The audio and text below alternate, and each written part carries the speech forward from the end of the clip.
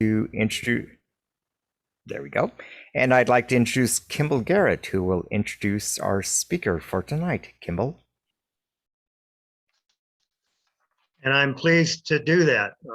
John is probably quaking in his shoes right now, knowing that I'll probably say something embarrassing about him, but I promise not to.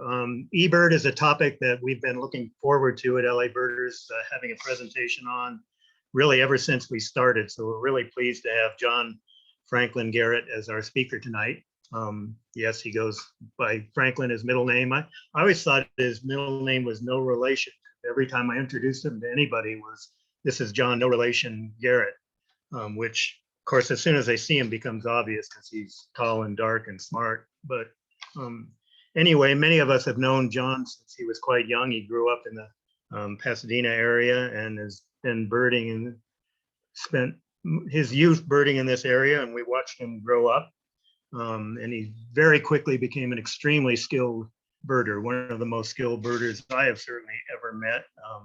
That landed him for a while on the California Bird Records Committee.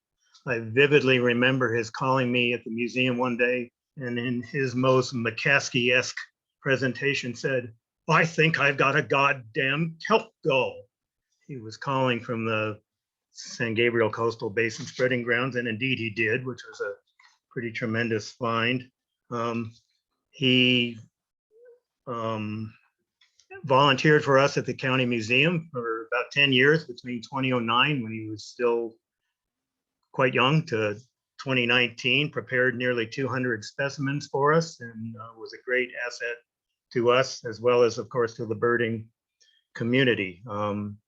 And he's been eBird reviewer for one of the eBird reviewers for LA County since really reviews started, and many of you have interacted with him for that reason.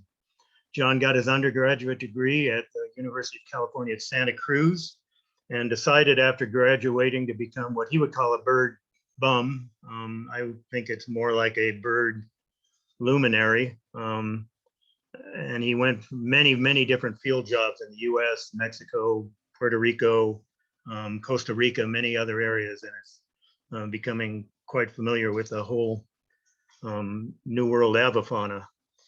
Today, John works at the Cornell Laboratory of Ornithology as an eBird project assistant, and his role is varied, but includes the Help Center, helping eBird users. eBird working on lots of new developments, many of which you've already seen, things like trip reports and the upcoming exotic species treatments. Hotspot, he deals with editors of the regional editors and hotspot editors. And you will see during his presentation what a powerful tool eBird is for studying birds and bird conservation. And we're really pleased tonight to have John telling us about eBird and what it means for Los Angeles County. So welcome, John.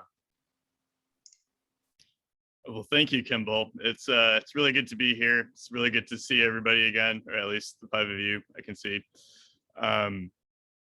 It's been a long journey. It's hopefully someday I can return to LA County. I'd love to come birding there again. And don't worry, Kimball, I will have some embarrassing things to say about you as well. So let's see.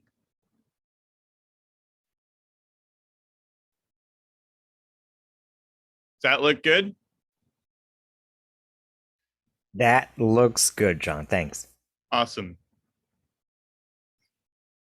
All right, so I'm going to start this out with a general overview of what eBird is. I suspect many of you are familiar already to varying degrees, but just in case anyone is not already very familiar with eBird, here's a general overview of what it is. So eBird started with this idea that really people love birds. Birds are great, you know, what's not to love? They're colorful, they're charismatic, they can be found in basically every habitat in the world. There's lots of people studying them, lots of people looking at them, lots of birders and ornithologists who've been keeping detailed field notes. So what would happen if we could harness all of that energy and enthusiasm from birders and put all of that information and energy in one place that could be used to help understand and protect birds. So that's where eBird comes in. eBird is among the world's largest biodiversity related science projects. It allows people to share their bird observations online where they can be used for bird research and conservation. eBird is collaborative. It's managed by the Cornell Lab in partnership with hundreds of organizations, thousands of regional experts, and hundreds of thousands of users around the world. So what can you do with eBird? You can use it to find more birds. You can explore hotspots and bird observations near you. You can share your sightings. You can collect and archive your bird observations online. You can track your birding activity over time, contribute to science conservation all at once. So this image is not a photo of the world at night. It's a map of eBird observations. And actually, I think this is a bit old. I think you would see more yellow in certain places by this point. But as you can see, there are eBird checklists on every continent and every ocean. Those dots in the water, those are major shipping lanes and cruise ship lanes. People do eBird checklists on those. So the more data we have from a region, the more brightly it is colored.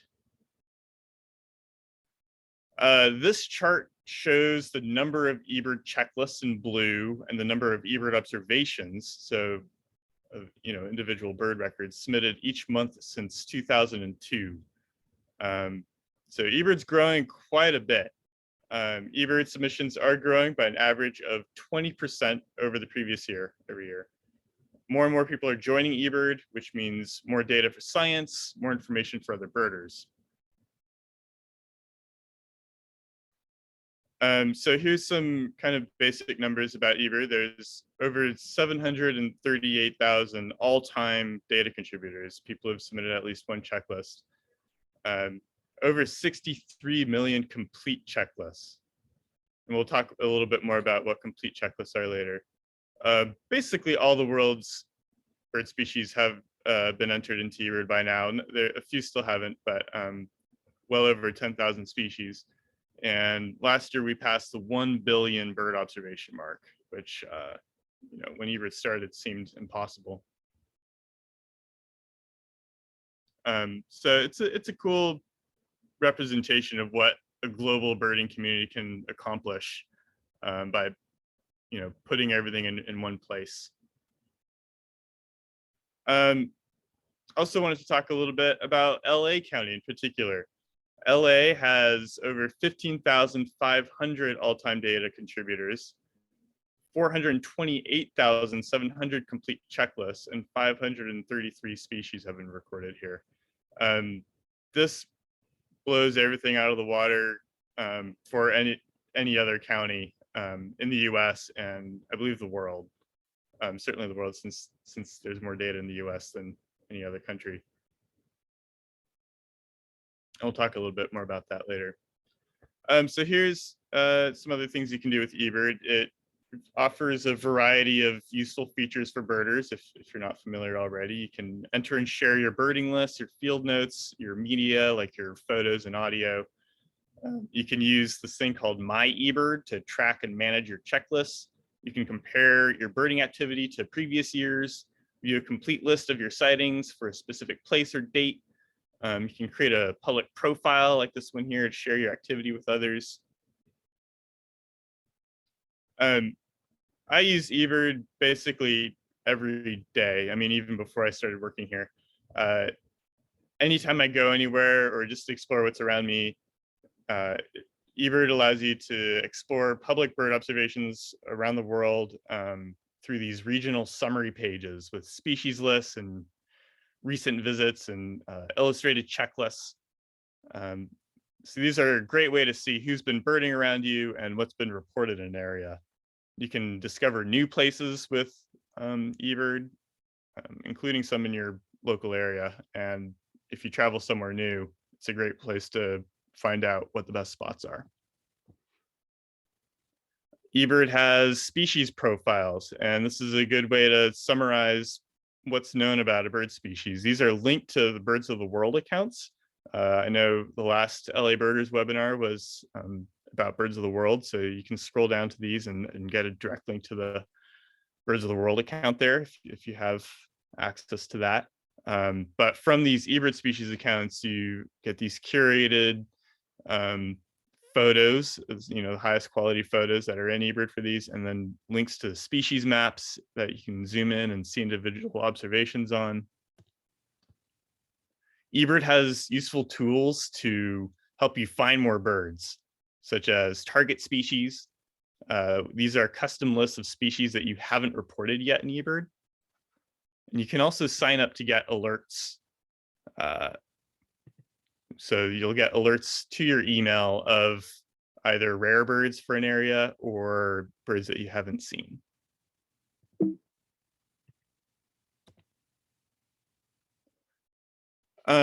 Several years ago, it feels like a long time ago now, eBird merged with the Macaulay library, or integrated with them, which used to be separate.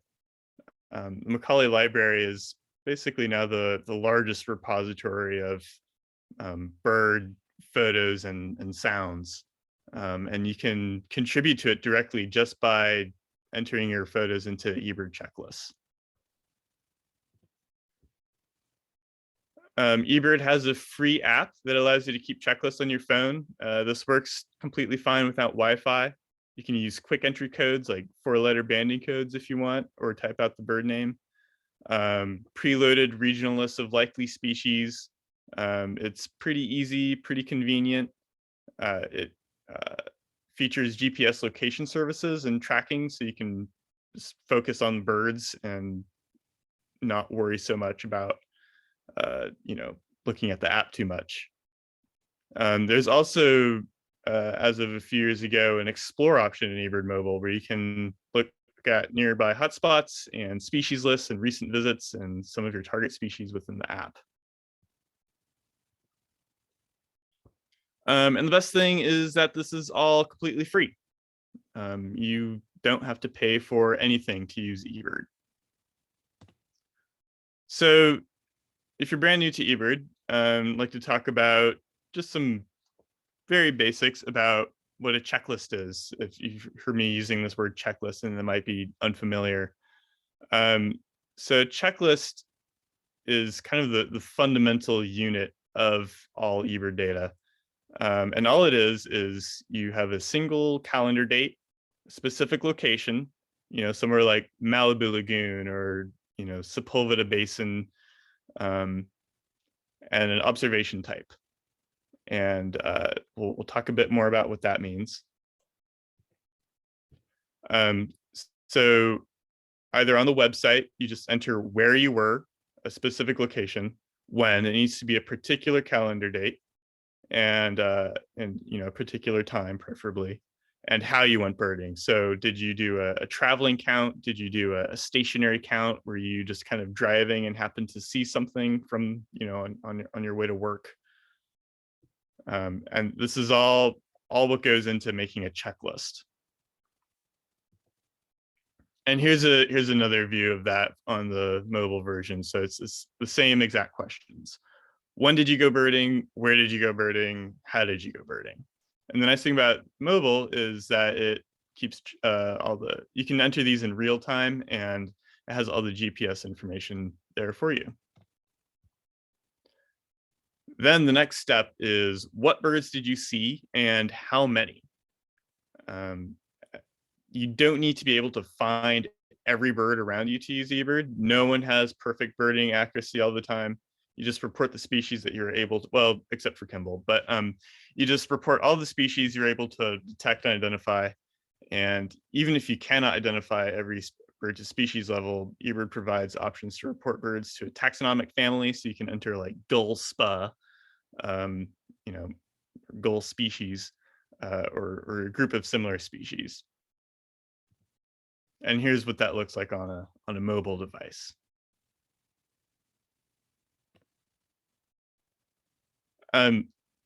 There's always more to learn about eBird, and it's a pretty big family of features right now. So we have a free course, the free Ebird Essentials course, and it's one of the best ways to learn how to use Ebird. I highly recommend everyone take it at some point. It's a self-paced course that provides step-by-step walkthroughs of Ebird's basic features, including submitting and exploring data, plus tips and tricks to using Ebird effectively. And it will help you become an Ebird expert. It doesn't take that long, just a few hours, really. So to make your checklist as valuable as possible for science and conservation, Ebird has some rules and best practices. First of those is to keep complete checklists. That doesn't mean don't keep incomplete checklists, but the more complete checklists you submit, the better. And all that means is that you're reporting all of the species you can detect and identify to the best of your ability. It's okay if you're missing stuff, everybody does, but if you're not deliberately leaving things out, like European starlings or whatever, then mark it as a complete checklist. You list all of the birds that you see or hear, and lists that exclude those heard-only birds are incomplete checklists. Make an effort to provide counts for every species report. Estimates are completely fine. It can be a ballpark estimate. It's often helpful to describe how you made those counts. It also helps to make checklists smaller. The finer the data, the more valuable the data. So if you start a new checklist every hour or 3 hours or every 5 miles, or every time you change locations or habitat types, that's the most valuable you can make your Ebird data. And then another super important thing is document unusual observations. So if you know something is unusual just because you happen to know, or if something gets flagged, most of your observations will get automatically flagged in Ebird. Then it's important to take detailed notes and, if possible, photos or sound recordings. And this is very helpful for our reviewers to verify the observation. We'll talk more about that later. John, I'm sorry to interrupt. Did you move your mic, or are you doing something with the mic? We're hearing noise in the background as you're speaking, about during the last slide or so. There might be the heater in this house just kicked on. I can go turn that off if that's a bother. It sounds okay to me. Okay, I'm hearing it as you speak. It sounds as if you're blowing into your mic as well as talking. That's Okay. what the sound is. This will take. Go ahead. How does that sound now? Say again? How does that sound now? That sounds better. Okay. Thank you. Thank you. Let me just make sure it doesn't happen again. 1 second.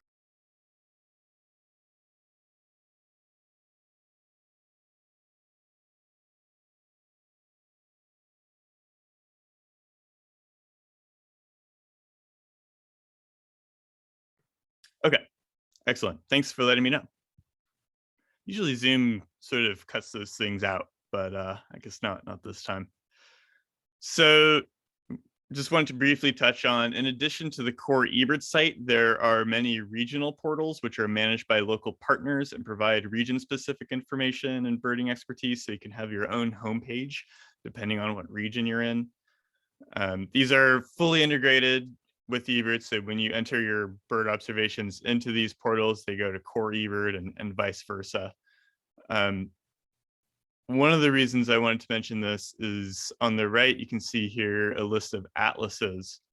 An increasing number of states in the US and other regions too, like New Zealand and Israel, are using eBird as a data collection method for breeding bird atlases. So for anyone interested in thinking about a potential future LA breeding bird atlas or any type of atlas, I know there's a trial atlas, winter atlas happening right now, and potentially even a statewide California atlas. I would very much encourage you to look at some of these other atlas projects that are happening at eBird already, to get a sense of the kinds of options that are going on right now.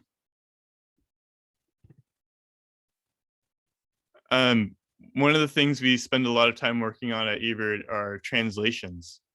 eBird is available in, I think, 14 different languages right now. And species common names are available in over 80 languages, with dialects including Arabic and Ukrainian, and like regional variations of French and Spanish and English. This helps make eBird accessible to more eBirders around the world, and we add new languages every year. And this is all thanks to our volunteer translators for their time and effort. So if you speak a language that is not an eBird and have a lot of free time, please get in touch.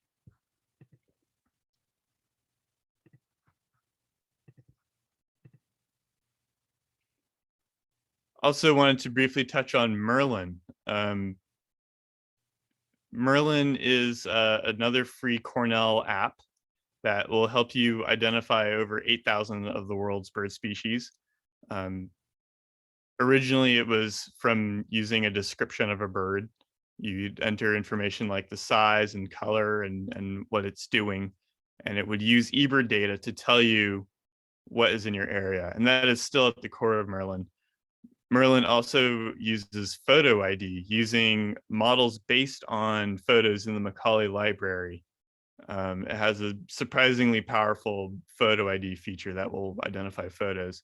And then as of June 2021, there is also a sound ID feature. And this basically works the same as photo ID. It takes, it draws upon the many sound recordings that exist in the Macaulay library, largely thanks to eBirders, and uses that to identify bird sounds around you.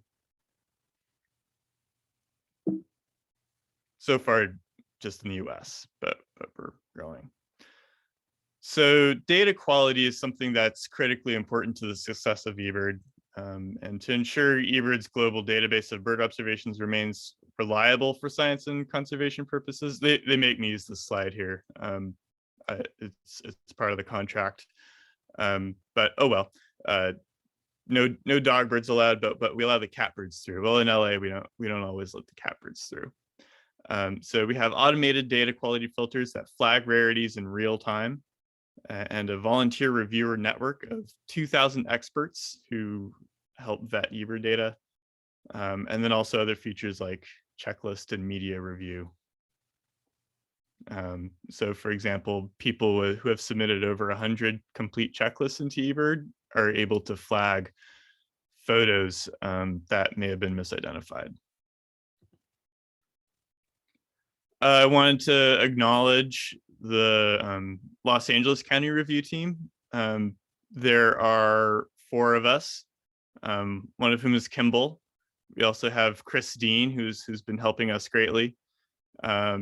Justin Stahl started out as a reviewer primarily for San Clemente Island, but had access to the rest of the LA queue while reviewing San Clemente records, and then started helping us mainland LA reviewers quite a bit, for which we're very grateful. And then I've been doing it too, and I still do it occasionally. And then also wanted to mention David Bell, who has been kind of our main hotspot editor. This might be a little more in the weeds than we wanted to know, but I figured some in this group might be interested. Here's a view of the filters that we have in LA County. So filters are what defines what birds get flagged. So you'll have a polygon, and within that polygon, a limit and a date and a bird species. And anytime you enter a number that is over that limit, that's what gets flagged and asked for more documentation. So we have special filters for inland LA County. That's kind of most of the county. And then one that's like coastal LA County, just up to a mile inland. One that's offshore LA County. And then more recently, we have some specialized ones, one for Edwards Air Force Base, one for the LA River. And thanks to Christine, especially for making this new one at Bayona Valley. So that means when you're submitting an eBird checklist, the list of bird species you see will be specifically for those regions. We'd like to have one eventually, maybe for like the San Gabriel Mountains, but that's a little trickier at this point. So you take all of these observations and put them together, and what do you get? So eBird can be used for some pretty sophisticated models these days. And I would like to, this was working in our practice, and now my mouse is missing. There we go. So here's Bullock's Oriole, for example. And this is drawing on eBird data. These aren't individual eBird observations. This is taking all of the data and using it to create this model based on kind of more sausage making than I can get into right now. But these models are extremely useful both for science and for conservation and prioritizing, you know, what areas to conserve and things like that. And they're just really fun to look at. So just wanted to talk a little bit about why this all matters. Conservation strategies. One example of how eBird data can be used to successfully inform conservation and policy decisions. So in this example, which is the first to use eBird data to model population dynamics, eBird observations can be used in combination with other types of survey data to inform conservation strategies and federal listing decisions. So approximately 95% of all tricolored blackbirds breed in the US state of California. That's us. Well, that's you guys. I'm in New York now. Since the 1900s, there's been a substantial decline in tricolored blackbird populations, making them a species of conservation concern. And people had always sort of tried to get them listed. It happened a number of times over the years. However, all of these previous efforts to list the species under the Endangered Species Act had always failed due to a lack of information about how much they're actually declining. So eBird, you know, the Cornell lab met up with several other projects and used targeted surveys, you know, banding, survival analysis, nest monitoring, and then those things combined with eBird data from, you know, citizen scientists or community scientists as we call them, made this what we call an integrated population model. And that was the first time that the decline of tricolored blackbirds could really be shown in a concrete way. This showed that they declined by 34% over a 10-year period. So it was really thanks to these eBird informed results that the tricolored blackbird was successfully listed as threatened under the Endangered Species Act in 2018 after 14 years of petitioning for that. Just very briefly wanted to mention Birdcast. I was going to talk more about it, but then I saw Andrew was going to talk to you about it for the next LA Birders webinar. So that'll be much better since he actually knows what he's talking about with Birdcast. But very briefly, Birdcast uses, you know, radar data combined with eBird data to you know, forecast when big movements of birds are happening. And there's some exciting new tools that I've been sort of involved with that will be, I think, extra useful in cases like bear divide and deciding when that's going to be a good day to go up there. But you'll hear more about that from Andrew Farnsworth. So I wanted to talk a little bit about LA County. LA has more checklists than any other county, 428,632 as of today. And then the next one after that is Pima, Arizona, which doesn't quite yet have 400,000. That's really impressive. Way to go, LA. There's a lot of complete checklists being submitted here. We have, I think, a really good understanding of what is happening with bird populations here, thanks to that. Which raises the question of why is Ebert so successful in LA? And part of it is obviously the large population size, and a lot of people come here.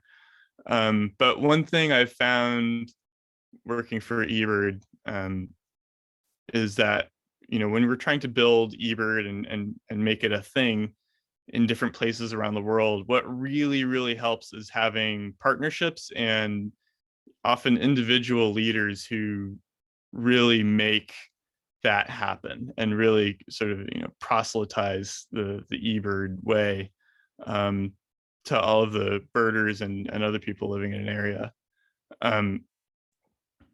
And I can think of two really important ways that has happened in LA. One is through Audubon chapters and groups like LA Birders. I think they've done a lot for helping make eBird as big as it is. And then I also just want to acknowledge Kimball, who I think his involvement with eBird from very, very early days. I'm sorry for this image, Kimball. I couldn't find a better one. Has really made not only eBird such a useful tool in LA, I think also Kimball's leadership has guided eBird usage in a very positive way, both by getting people to use eBird and then also getting them to really value data quality and documenting what they're finding as well as possible. So that was kind of the first part of my talk. And now I wanted to talk about what I really want to talk about, and that's introduce birds. So one of the next things we're working on with eBird is how to better handle exotic birds in eBird. And the answer to this is yes, please do enter introduce birds in eBird. Introduce birds are, you know, fundamentally changing what ecosystems are looking like and what's happening. They're very, very important to understand. And we want eBird to be the most useful tool possible for understanding these exotic bird populations. And one of the great things about eBird is that it's a great way to monitor how these populations are changing basically as they're happening. So for one example, I want to look at Swinhoe's white-eyes. Here's an eBird map of Swinhoe's white-eyes from 1900 to 2006. There's basically one dot. Not even totally sure that's accurate. It might be an incorrect year or something. But basically no Swinhoe's white-eyes. And then I just randomly picked the next set of years, 2007 to 2012. You know, there's a few around. Still not a whole lot. 2013 to 2016, something is clearly happening with Swinhoe's white-eyes.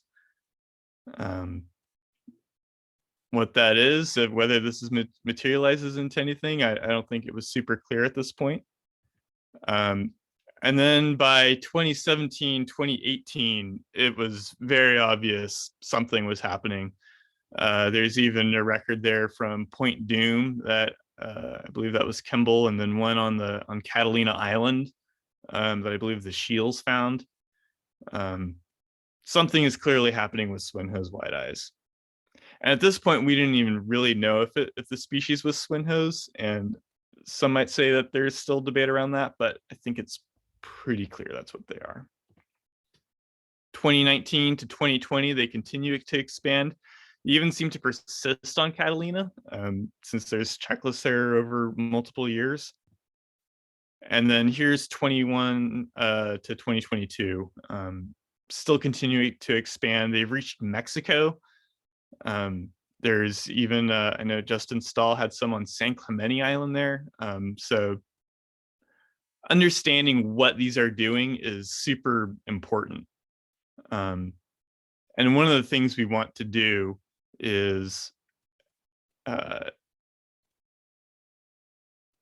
yeah, well, we just want Ebird to be as useful as possible for understanding these. So one of the challenges we're facing with Ebird is some percentage of people, for understandable reasons, won't choose to enter introduced birds because they don't count for various listing agencies rules, such as the EBA or whatever, or they don't enter any introduced birds at all. Some people don't enter starlings, which is not what we want. Some percentage of checklists that are otherwise complete are missing these introduced birds. So what we want to do, so here's, for example, this is Zosterop spa. Some people choose to enter Swinhoe's white eyes as these because then they won't count on their list. So and then there's an unknown percentage of checklists that are not including Swinhoe's white or any Swinhoe's white eyes at all. And any introduced birds at all, and we don't have a really great way of teasing that information out. So we want to make it as harmless as possible for everyone to enter introduced birds. So one of the things we're working on right now is we have tagged every eBird observation in the world with an exotic tag. So everything is going to be tagged with one of 3 categories. So here's an example checklist from Darren Dowell that shows each of these categories. So you'll see those 3 E's next to the 3 introduced species in this checklist. And what this means, everything is going to be tagged as naturalized. These are things like rock pigeons and starlings and house sparrows that have been here a long time and are on like records committee lists. Provisional, which are basically the same as naturalized, but aren't on official records committee lists, but things that definitely breed here and aren't going away anytime soon. And then what we're calling SKPs. I know some quibble with this because it's not always true SKPs. A lot of them are birds that breed to some degree. But we're tagging these for every species in the world. And I wanted to talk about this for LA in particular, because this is an area with a lot of introduced birds, an area with a lot of birders. And I think there's a lot we can do here to get this system as good as possible. So we need a system that works globally. A lot of agencies around the world have their own systems for how to handle introduced birds. Possibly what is technically the best one is British Ornithological Union has categories for every level of introducedness, because it can get very complicated for birds that were reintroduced, or all these various subcategories, and that's how you end up with things like for gray lag goose on the British list, it has this AC2C4E asterisk, which certainly has a lot of information in what that code means, but I think for a project like Ebird, we really want to move away from something like that. So that's why we have the system of everything's naturalized, everything is provisional, everything is SKP. And if you're wondering, this is all in beta right now. This is something we are working on, and that's why you're not seeing this yet in Ebird, but is something we're hoping to have quite soon. So these are what the naturalized species are going to be in LA County. It's going to be Gambel's quail and chucker. Those are just because of San Clemente Island populations. Rock pigeons, collar doves, spotted doves, even though they're almost all gone, they are naturalized. And they are still going strong on Catalina Island. Yellow chevron parakeets, red crown parrots, lilac crown parrot was just added to the state list by the California Bird Records Committee. Same with mitered parakeet and red whiskered bulbul, starlings, of course, munias, house sparrows. And then when we're calling this provisional species list, these are going to be things that are functionally the same as naturalized, but haven't been quite accepted by official agencies. So things like Egyptian geese and peafowl and a lot of these other parrots and Swinhoe's white eyes. my feeling is Swin Hose White Eyes are going to make it quite soon. I mean, these things are breeding, I don't know how many times a year. A lot of the parrots, will breed only very occasionally and are, very slow growing, but these white eyes really just pump them out. So I think they're going to continue to expand quite a bit. And then here are some things that are going to be considered escapees in LA, things like mute swans and mandarin ducks and some other parakeets. I will note, yes, a lot of these do breed here, things like bronze manakins and orange-cheeked waxbills, but they don't breed very much. And one of the ways you can contribute is by going and looking for evidence of them breeding. And who knows, maybe you'll find enough information to change what category they'll be in.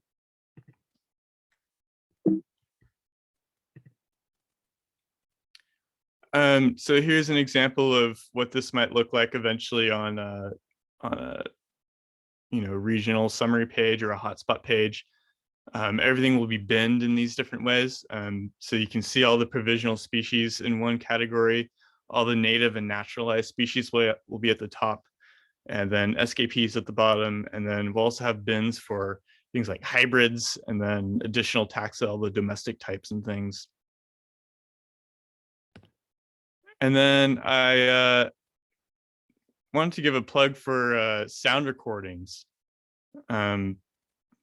If you're looking for another way to contribute, a really good way to do this is by getting sound recordings of things. There aren't very many of introduced birds in California. And one of the ways that this will help us at the Cornell lab is these sound recordings are used to train the Merlin sound ID model. And right now there aren't enough recordings for the Merlin sound ID model to say, spit out a pin-tailed whydah when it hears one.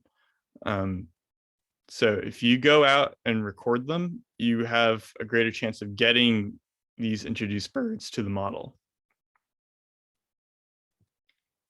And that was pretty much it. I wanted to leave a lot of time for questions. I'm here. I can talk about anything eBird. I want to say thanks to all of eBird's partners and supporters, and again to our reviewers and to our data contributors. Fantastic. Great, thank you. Yeah. Not much. Felt like more. I'm just waiting for some questions to come rolling in. We I have had a question here about ahead. peafowl. I didn't see peafowl on your list. They'll be on the provisional list. Okay, thank you.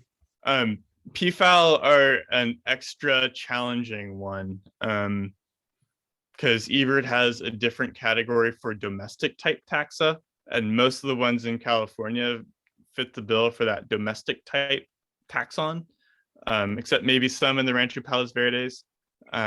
And in general, domestic type taxa will be tagged as SKP, but I think in rare cases like peafowl in California, or at least some counties in California, they will rise to the level of provisional.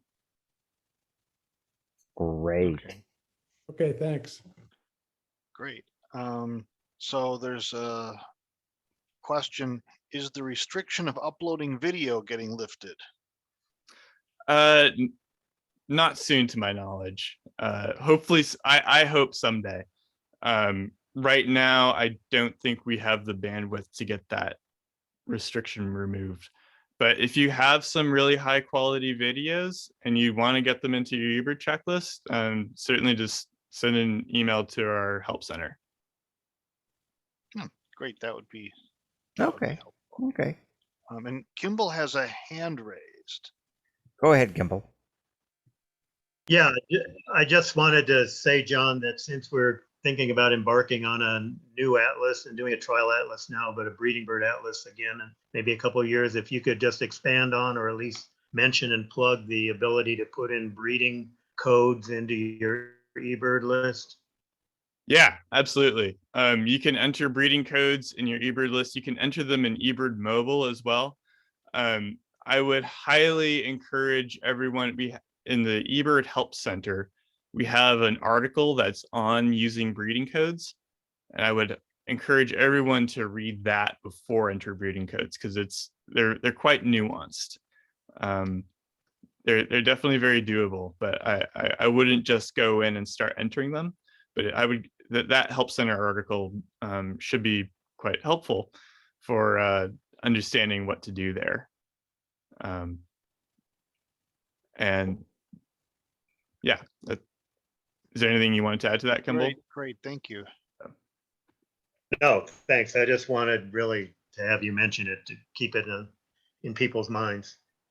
And if you look on the chat, Ted added the URL for this article that John mentioned. Thanks, Ted. So, so there's a question from Karen Suarez on the live stream. Do you recommend eBird for beginners? Yeah. So if you're new to birding, but you still consider yourself a birder, yeah, definitely use eBird.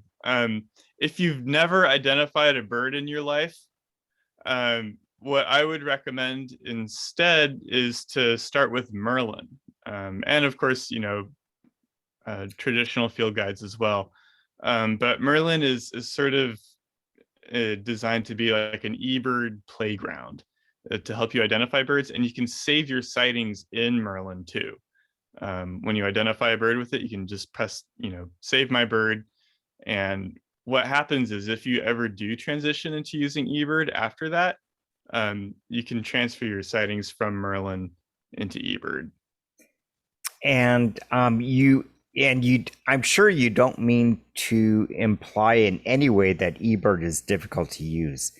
I think eBird is very easy to use. It's just something that you want to be aware of what you're doing. I don't know. Did I say it right?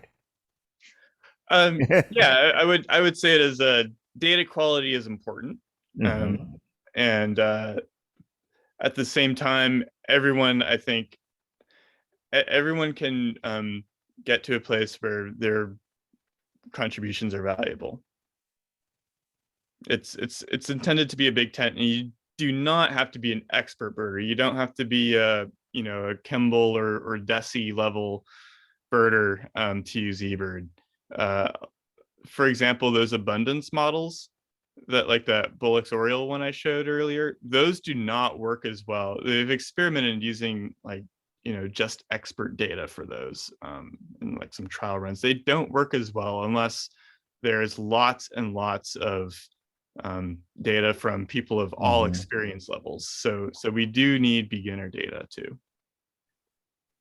And eBird, just like any other computer program, gets much easier to use the more you use it.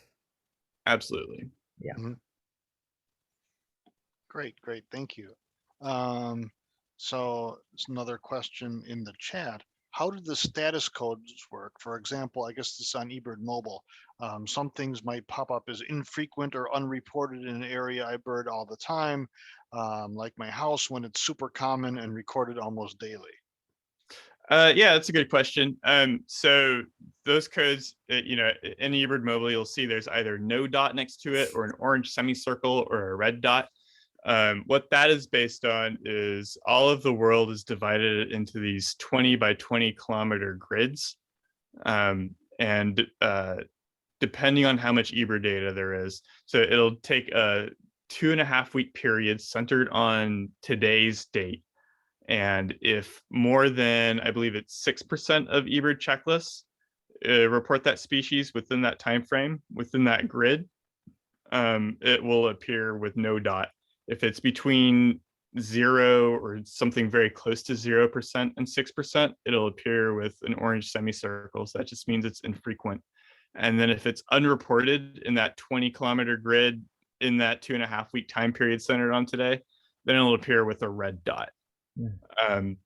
there's a little bit more to it. If you're in a very data sparse area where it doesn't have enough information for that 20-kilometer grid, it'll bump out to a 40-kilometer grid, and then to a 60-kilometer grid, and then out to the county level. But that's basically how it works. Cool. I didn't know that Cool. either. I didn't know that. That's awesome. Let's see. Lance points out eBird became much easier to use after it started working with Google Maps. Prior to that, it was cumbersome, and not anymore. I can't even remember what that was like. Kids.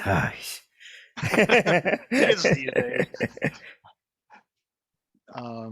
So another question, can you obtain a list of all sightings for a specific species for a specific hotspot and not merely the first and last sightings?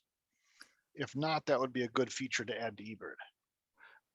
Yeah, so one of the things we need to be super careful about when designing new features in eBird is how it will affect the overall website and keep things from slowing way down. So that is a major barrier in you know, what is actually technically feasible. What you can do if you really want that information is, well, for one thing, you can go to the species maps and you can see every single observation within the map. What you can also do if you want to get fancy is you can download the eBird basic data set. You just go to ebird.org, click on science, and then there's some links in there that will lead you to downloading the data set. You just have to fill out a little form saying what you're doing. We approve pretty much all of them. Then you can have all of eBird downloaded, and you can filter it to just a particular location or date range if you want. And that'll give you all of the observations. That's a little fancier, but we need to be very careful about you know, keeping eBird working and not super slowed down. Great. Lance asks, among the birding sites in LA County, which ones have the most eBird checklists and the most number of species?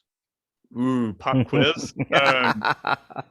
I think for number of species, I mean, you can go to eBird and see this. I believe Malibu Lagoon is the first one, and then Pipe Ponds, and then I'm not sure what number 3 is right now. Does anyone know?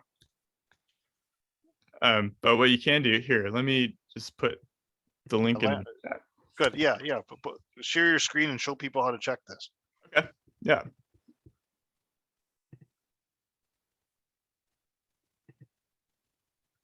Oh, Sepulveda Basin or Santa Fe Dam, John Feenster says.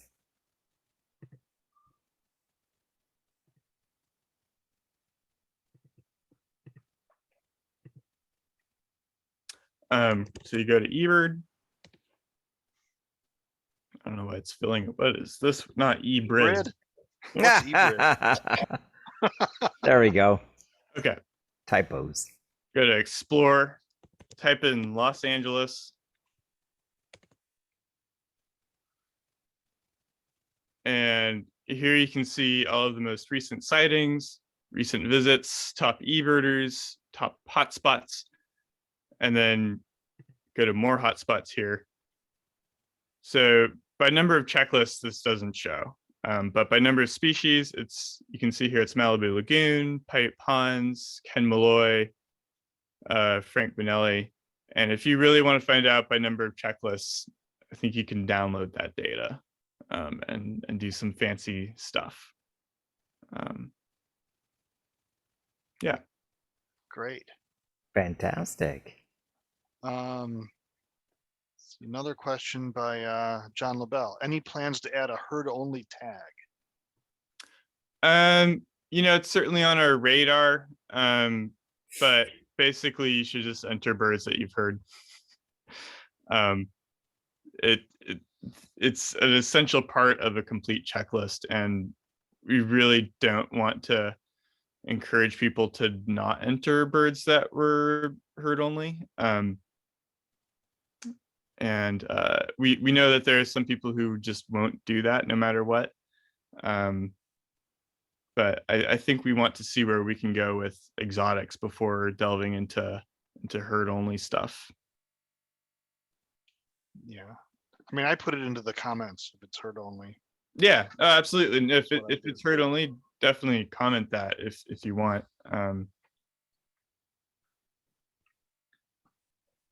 Okay, great. Let's see. Becky asks, is it preferable to use hotspots, personal locations, or coordinates? Yeah, that's a great question. Whenever there is a hotspot that accurately describes where you went birding, it's better to use the hotspot because that allows it aggregates your data with other eBirders data, and so you can see it all in one place. Using a personal location is only preferable if there isn't a hotspot that also agrees with that.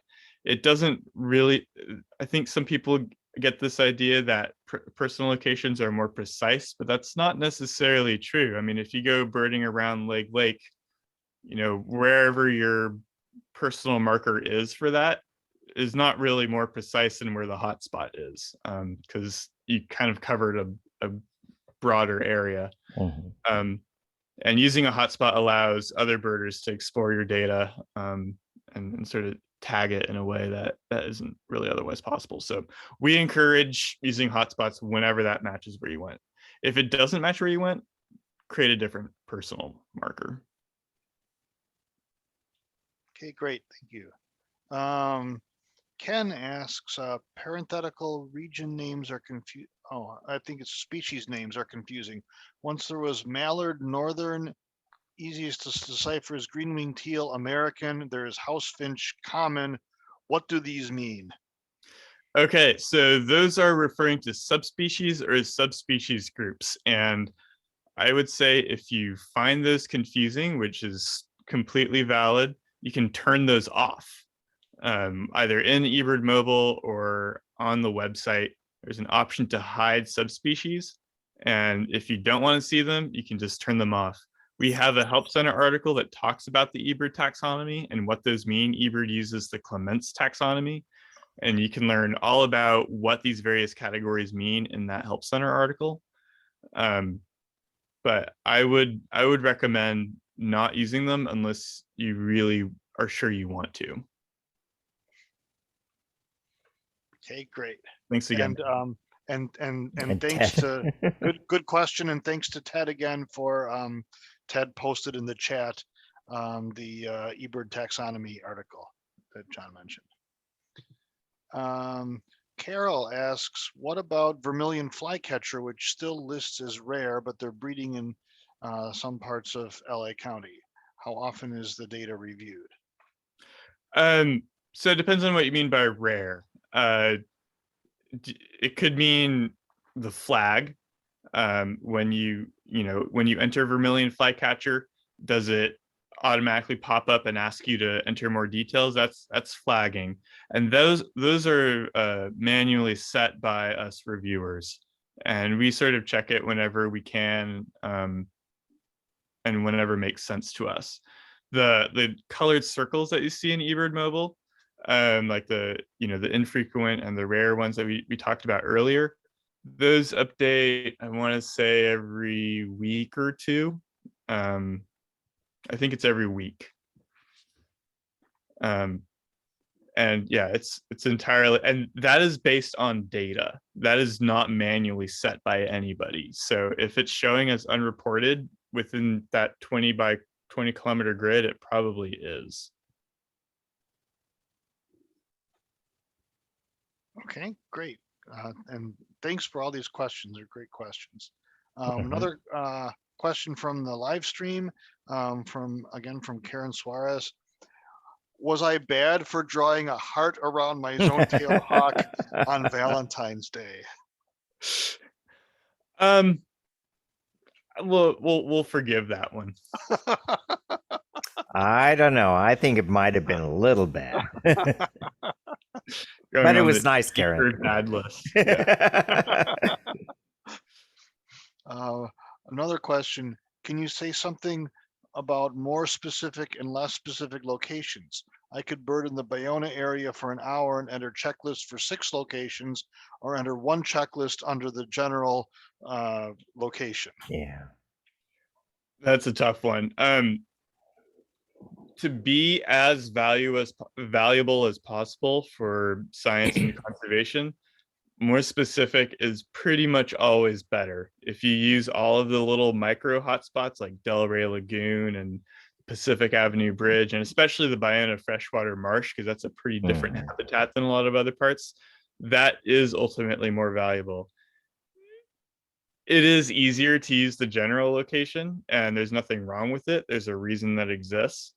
But if you want your checklist to be as valuable as possible, entering the more specific hotspots is better, I would say.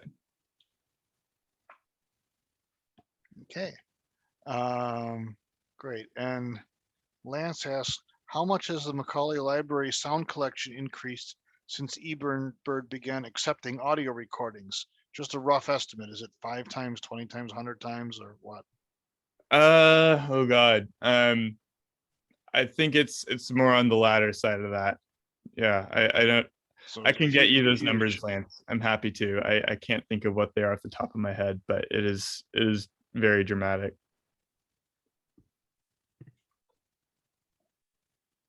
Great. Kathy asks, is there a way to share a personal location? So like if I go somewhere without a hotspot and then 2 days later my friend goes there, can we share the same location? It seems like we must have a lot of personal locations made, especially if there's a rare bird involved. Yeah, all right, we can get into the weeds here. What you do is you just share if you weren't birding together, but you want to use the same personal location, you can share a dummy checklist, and then sometime, I think a day later, they will have that personal location as an option to enter their own observations from. Or you can actually go birding there together, and enter a checklist together that way, and they'll have that personal location for their own. Or it might be worth considering if it should actually be a hotspot, depending on what kind of location it is. Like a lot of stakeout rarities should be a hotspot. There's an option to make a stakeout rarity hotspot. And Kathy says, yes, that's what we did. And then we deleted the dummy checklist, I guess. Yeah. Great. So I have another question that has to do with introduced birds. When you look on eBird to say, look at your species totals or life list or whatever, it shows everything right now. Once you have all the, provisional and escapee and naturalized, will there be an option that says, hey, I'd like to see my life list, but leave out escapees or leave out naturalized or leave out all of them? That's a great question, and yeah, I would have definitely talked about that with more time, because it's one of the key points of this whole thing, is to incentivize people to enter these correctly. So escapees will not count. I think, one of the challenges is all of these different groups around the world have different ways of counting birds, like the Brits and the people in Australia and California. Basically, everyone agrees escapees don't count. So that's going to be one category. And if you want to tally them up, you can see what that number would be. They're not like going away. They just won't be like counting in top 100. Provisional species, and this might be the more controversial one, those will count. And you can see what your total is without provisional species, but that is the number that we'll be showing with our current plan for top 100 and other outputs. But you can always calculate what your number is, or you see what your number is for just native and naturalized, and then provisional on top of that. Okay, great. Well, that'll be useful. Naresh asks, are there recommended criteria for suggesting a new location as a hotspot? So that's another one. We have I think a pretty good help center article to talk about that. In my view, a hotspot is basically any area that, isn't huge that multiple people cover. It could be, it could be somewhere pretty not special. It doesn't have to be, but if multiple people keep going there over and over again, or even just a few times, I think that meets the criteria for a hotspot. But I think our help center article talks about that pretty well. Okay, and just on cue, Ted posted that Ted is really fast on the draw there. Posted the hotspot article. Thanks, Ted. Wonderful. Let's see. Are there any other? I'm not seeing any more questions right now. Oh, Ron, you're saying something, but you're muted. Sorry about that. I'm not seeing any more questions either. When I share the recording on YouTube or with you, Mark, I will also share, I believe I get the chat with the links for the articles. Oh, if you okay. could post those Okay. as well. Yes, if you can send me those, so you'll be able to send me the links. Yes. Okay, good. Great. I don't see any more questions. John, I want to thank you very much for a wonderful webinar. And it's great seeing you again. You look exactly the same as you did 20 years ago. It's amazing. You haven't changed a bit. Oh, except your hair's a bit shorter now. I was going to say the same for you, Ron.